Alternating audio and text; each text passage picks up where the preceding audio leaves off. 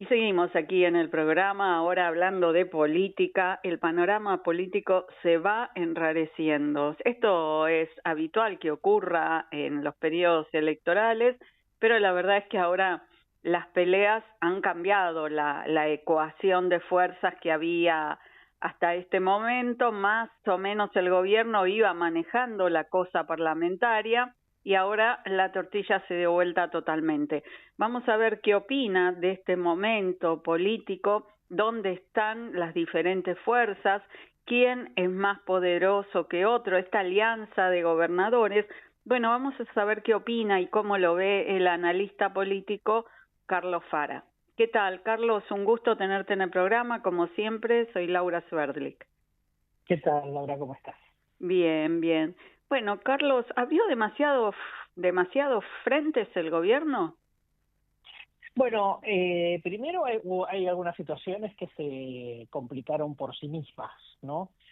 Más allá de errores que eventualmente el gobierno pueda tener, bueno, digo, todo lo que tiene que ver por ahí con cierta inestabilidad, digamos, en el tema del dólar, etcétera, pese a que la inflación se está manteniendo baja, pero está claro que sobre todo lo que pasó en la votación del jueves de la semana pasada en el Senado fue una sumatoria de elementos por errores políticos del gobierno, ¿no? Digamos, los gobernadores llegan a esta situación de unidad de los 24 enfrentados al gobierno, primero porque el gobierno, como se dice en la jerga, es mal pagador, ¿no? Digamos, compromete cosas que no cumple, para una situación en donde los gobernadores, porque la actividad, digamos, se está frenando, se les cae la recaudación y por lo tanto, digamos, no les queda otra que recurrir al gobierno nacional, más allá de que hay algunas cosas que son, digamos, ya estaban previstas, ¿no? Digamos, impuestos que había que participar, y luego una situación que se nos va a presentar, digamos, dentro de 3 semanas, que es que hay que inscribir frentes electorales para la elección del 26 de octubre. Y ahí los gobernadores, sobre todo los dialoguistas, digamos, también están un poco en ascuas, no saben muy bien si el gobierno quiere hacer alianza, no quiere hacer alianza, quién pone el primer candidato en cada caso, y eso, toda esa sumatoria de cuestiones hizo que el gobierno se le presentara esa votación en contra, sumado a que sabemos en el Senado la preponderancia la tiene el kirchnerismo, con temas de mucha sensibilidad popular, jubilaciones, discapacidad, exactamente, el tema de los fondos para Bahía Blanca, son todos temas, digamos, en donde el gobierno lleva las de perder, ¿no? En la negativa, más allá, digamos, de la discusión, por supuesto, sobre el superávit fiscal. Bien, bien. Y el gobierno decidió que iba a vetar todas estas leyes. Sí. ¿Esto le da fortaleza política, muestra un gobierno fuerte o muestra, por el contrario, un gobierno débil y amenazado por, digamos, el Congreso? No, a ver, el gobierno se muestra fuerte frente a los mercados claramente porque no puede, digamos, no puede dejar que se le achique el superávit fiscal, porque además es un compromiso con el Fondo Monetario, y además no puede abrir la compuerta de los reclamos, porque si no, atrás de eso te puedes imaginar que viene toda una catarata de cuestiones. Entonces el gobierno ahí sí se tiene que mostrar fuerte, no le queda otra, digamos, que amenazar con el veto.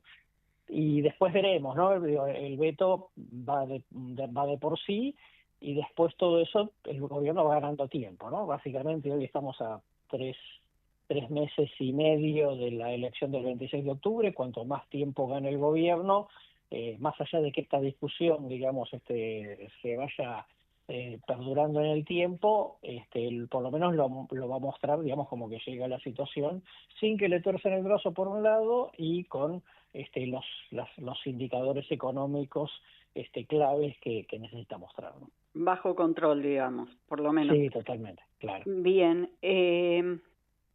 ¿Vos creés que las elecciones de octubre van a ser tan buenas para el gobierno nacional que va a cambiar la ecuación de fuerzas en el Congreso haciéndoselo más favorable?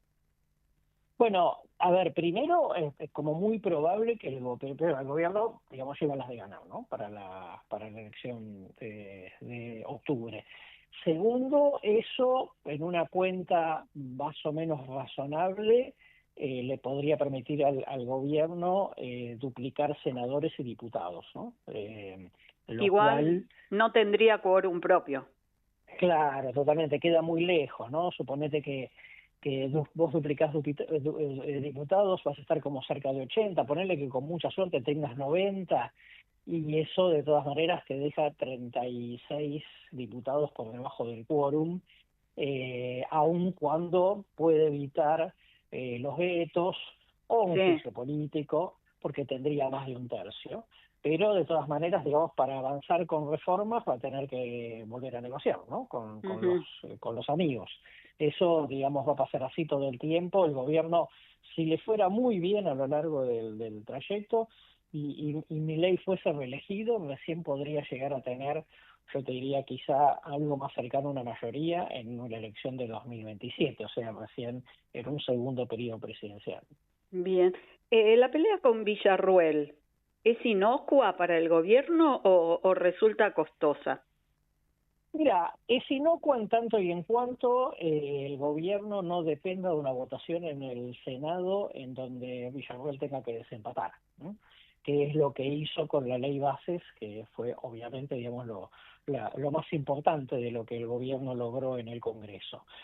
Mientras esa situación no ocurra, bueno, es un dimes y diretes de la política, ¿no? Villarruel dice una cosa, el gobierno dice otra, pero es una vicepresidenta con poco hándicap político, ¿no? Porque no tiene un partido inscrito, pero no sabemos cuánto rinde eso electoralmente.